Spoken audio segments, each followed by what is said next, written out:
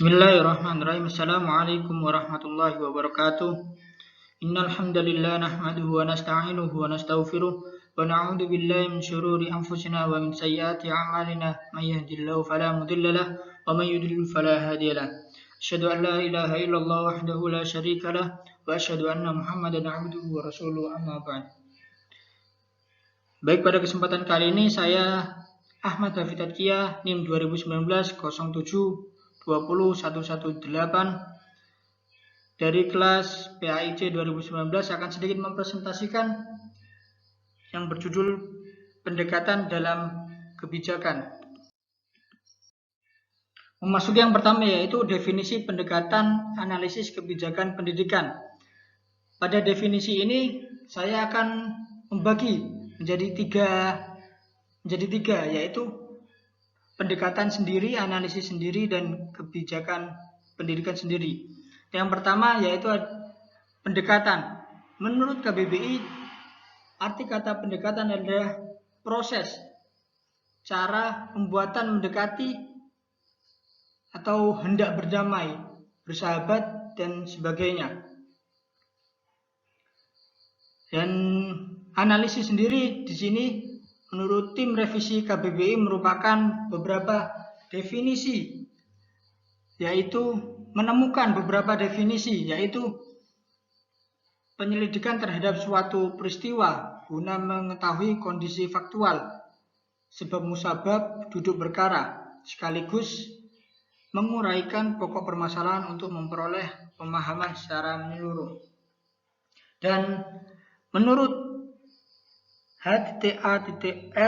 Tilar dan Rian Nugroho, kebijakan pendidikan merupakan keseluruhan proses dan hasil perumusan langkah-langkah strategis pendidikan yang dijabarkan dari visi misi pendidikan dalam rangka untuk mewujudkan tercapainya tujuan pendidikan dalam suatu masyarakat untuk suatu kurun waktu tertentu. Jadi dapat disimpulkan bahwasanya definisi pendekatan analisis kebijakan pendidikan yaitu sebuah proses langkah demi langkah yang sistematis untuk mengambil suatu kebijakan demi menyelesaikan permasalahan pendidikan yang ada di Indonesia.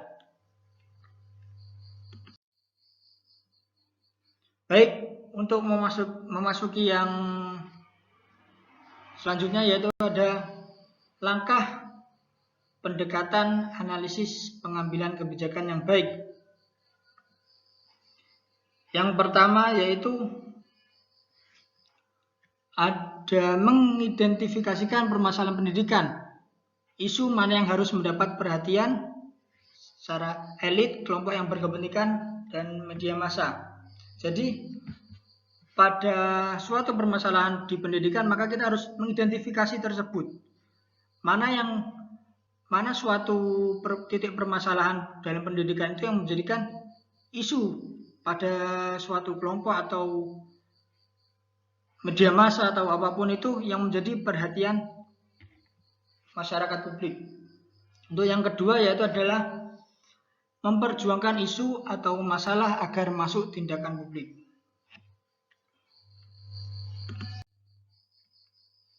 Baik, memasuki yang kedua, yang selanjutnya yaitu adalah rumusan masalah yang baik. Rumusan masalah yang baik ini ada 9.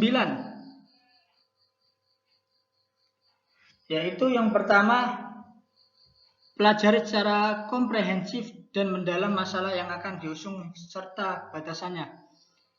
Jadi untuk mendapatkan suatu rumusan masalah yang baik, maka kita harus mempelajari secara komprehensif pada suatu masalah itu agar dapat membentuk suatu rumusan masalah yang baik. Yang kedua yaitu mencoba masuk dalam setiap agenda pengambilan kebijakan.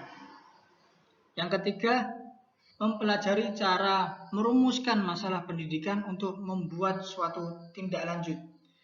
Yang keempat, menganalisa sikap badan legislatif atau lembaga lainnya atas kebijakan pendidikan. Yang kelima, mengetahui cara pemimpin merapatkan kebijakan. Yang keenam, menganalisa cara pengevaluasian secara periodik. Yang ketujuh, mengidentifikasikan payung hukum yang melindungi kebijakan pendidikan. Yang kedelapan, mengkalkulasikan kebermanfaatan masalah yang hendak diusung. Yang kesembilan, peninjauan ulang masalah yang disusun. Untuk yang selanjutnya yaitu ada faktor yang mempengaruhi pengambilan kebijakan. Di sini ada yang pertama yaitu lingkungan kebijakan. Yang kedua, kualitas proposal kebijakan. Yang ketiga, interest aktor kebijakan. Yang keempat, faktor dan variabel secara dinamis memberi kemungkinan yang berbeda. Yang kelima, instruksi atau perintah. Yang keenam, persepsi. Yang ketujuh, pengalaman. Yang kedelapan, mental set. Yang kesembilan, perbedaan penilaian. Dan yang ke-10, solution minded.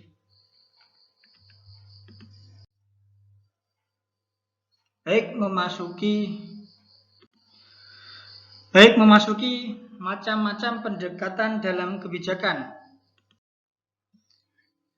Yang pertama, di sini macam-macam pendekatan kebijakan, yaitu ada pendekatan normatif. Jadi di sini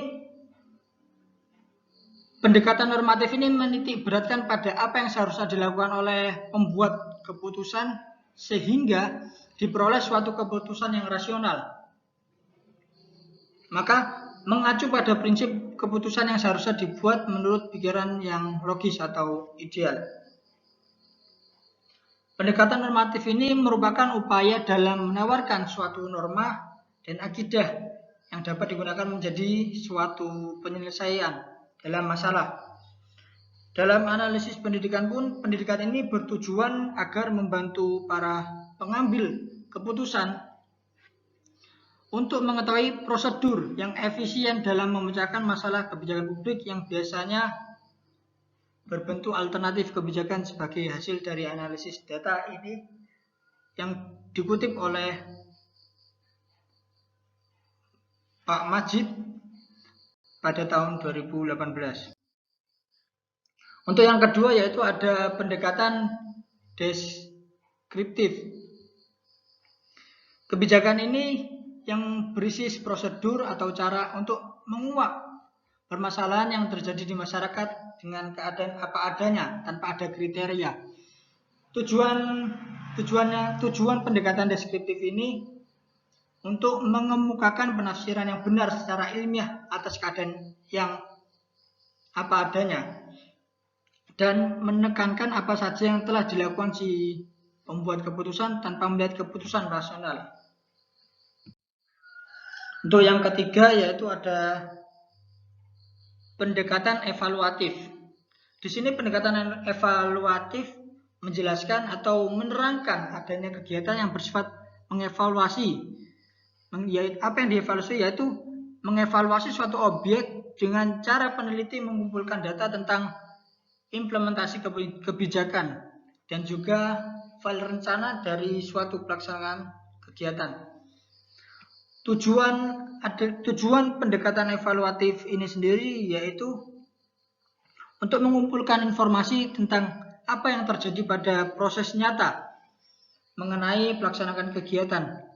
Dan pendekatan evaluatif ini lebih banyak kepada pendekatan secara pengukuran. Dan yang keempat ini ada pendekatan rasionalitas. Pendekatan rasionalitas ini yaitu analisis yang dilakukan secara mendalam, yaitu secara logis dan step by step. Pengambilan kebijakan yang dilakukan pendekatan rasional ini menggunakan sistem pilihan yang konsisten untuk memilih isu atau alternatif terbaik. Dan pada pengambilan keputusan mampu mengkalkulasi kemungkinan keberhasilan atau kegagalan tiap alternatif, waktu dan informasi yang cukup. Yang kelima yaitu ada pendekatan fungsional. Pendekatan fungsionalisme ini dipelopori oleh Burton Clark, yaitu yang menekankan pada pemeliharaan sumber daya manusia atau preservation of human resource. Misalnya kebijakan wajib belajar 12 tahun dalam konteks pemerataan dan peningkatan mutu pendidikan yang memerlukan perubahan teknologi dan pengembangan sistem pendidikan. Dan dalam upaya perluasan pendidikan lebih merata dalam konteks interaksi antara lembaga pendidikan dengan lembaga-lembaga lainnya dalam masyarakat, termasuk perkembangan teknologi yang terjadi dengan cepat, diperlukan pemilihan program pendidikan yang relevan. Perkataan ini dikutip dari Muhibbuddin pada tahun 2016. Yang keenam yaitu ada pendekatan kriteria sosial. Pada pendekatan kriteria sosial ini, maka pendekatan ini analisis akan mengumpulkan fakta dan data untuk mengungkapkan ketidakpuasan publik sekaligus merumuskan masalah sosial yang mendesak dipecahkan. Ada beberapa tahapan perumusan masalah dalam analisis kebijakan pendidikan. Antara lainnya yaitu yang pertama, memikirkan masalah pendidikan yang hendak diatasi. Yang kedua, menetapkan batasan dari masalah pendidikan. Yang ketiga, mengumpulkan fakta dan informasi dari masalah pendidikan yang akan diatasi. Yang keempat, merumuskan tujuan dan objektif yang relevan dengan masalah pendidikan yang akan diatasi. Yang kelima, identifikasi payung kebijakan atau policy envelope terhadap masalah pendidikan yang akan diatasi. Yang keenam, perhitungan biaya dan manfaat dari masalah pendidikan yang akan diatasi. Yang ketujuh, peninjauan ulang terhadap rumusan masalah pendidikan yang telah disusun ini dikutip dari Sofyan tahun 2001. Dan yang pendekatan yang ketujuh yaitu adalah pendekatan empirisme. Pendekatan ini menekankan pada pentingnya analisis terhadap permasalahan pendidikan dengan cara mengkombinasikan antara metodologi dan substansi atau metodological empirism. Faktor yang akan mempengaruhi kajian ini berkembang bersamaan dengan meluasnya paham egalitarianisme secara berkelanjutan mendalam di bidang pendidikan. Kedua, berkembangnya kajian terapan atau action research, khususnya dalam aspek pendidikan dalam bentuk penelitian kuasi eksperimen. Di sini dikutip dari Suryadi tahun 1993. Yang berikutnya yaitu pendekatan yang ke-8, yaitu pendekatan top-down. Pendekatan top-down atau pendekatan administratif yaitu pendekatan dengan sistem komando dari atas ke bawah. Dikatakan pendekatan top-down karena disebabkan pengembangan kurikulum yang muncul atas inisiatif para pejabat pendidikan atau para administrator atau dari para pemegang kebijakan. Atau pemegang kebijakan ini dapat juga disebut yaitu pejabat pendidikan seperti dirjen atau kepala kantor wilayah. Dan untuk yang ke-9 yaitu ada pendekatan pragmatis. Di sini pragmatisme disebut yaitu biasa dikenal juga dengan sebutan pendekatan situasional. Analisis ini akan digunakan untuk merumuskan masalah bila merasa diperlukan. Dikarenakan terdapat perbedaan pendapat tentang cara mengatasi masalah dan alternatif pemecahannya, maka Pemecahan masalah ini dikatakan bisa secara situasional. Pendidikan ini memposisikan anak didik sebagai pihak yang sangat penting dan mesti dipahami dengan baik dan benar. Dengan pemahaman yang baik dan benar terhadap kebutuhan anak didik, diharapkan agar anak didik dapat menikmati sistem pendidikan yang diterapkan kepada mereka. Baik, mungkin itu saja yang dapat saya sampaikan.